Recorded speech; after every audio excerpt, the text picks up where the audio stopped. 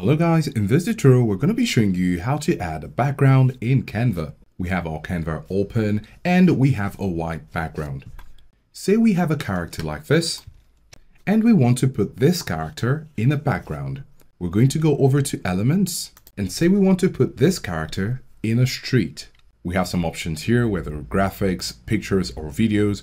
We're going to go with graphics. We're going to click on see all over here and then we're going to pick this one. All we need to do is to click on this, and next we're going to right click on the character, go over to layer, bring forward, and then we're going to click on the street picture. While holding the Alt key, we're going to drag it to the corner.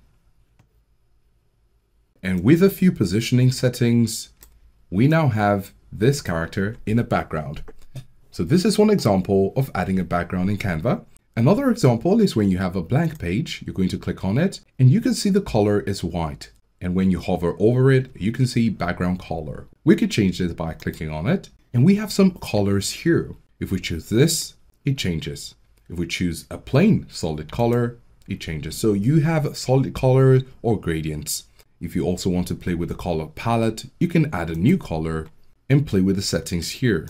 If you also want to have a different gradient other than the options that have been preset, you can go over to the gradients tab and choose your gradient. You could choose the gradient style, whether it starts from the middle, it comes from the top left corner, it comes from the top or from the side. When you've decided what you want to do, you're going to have the two colors selected. We have blue and we have purple. You can click on the blue to change it, say to yellow, and the purple to green. Great, now we have a yellow-green gradient background.